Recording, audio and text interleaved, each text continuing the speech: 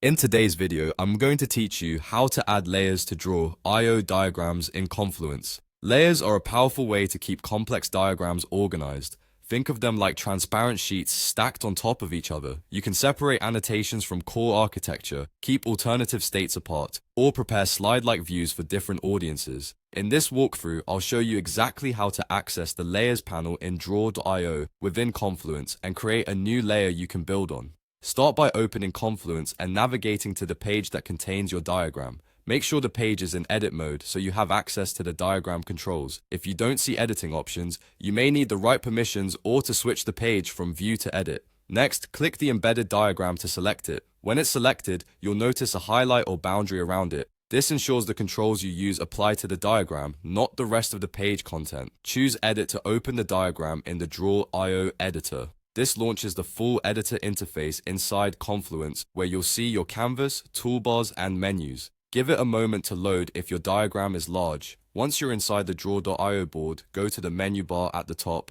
open View, and click Show Layers. If you prefer shortcuts, you can press Ctrl plus Shift plus L to open the Layers panel quickly. On some systems, the shortcut may use the Command key instead of Control, but the option in the View menu is always available.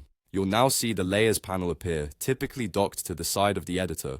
This panel lists your existing layers in order, with items at the top drawn above items below. You'll also notice icons associated with each layer, such as visibility and locking, which help you manage complex visuals while you work. Even if you're just getting started, seeing this panel gives you a clear sense of how your diagram can be structured as it grows. To add a new layer, click the plus button in the Layers panel, then name the layer. Use a descriptive, consistent name so collaborators immediately understand its purpose. For example, something like annotations, data flow, or stakeholder view.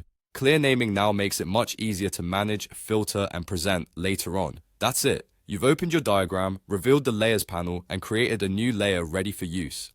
With layers in place, you'll be able to organize content cleanly and scale your diagrams with confidence.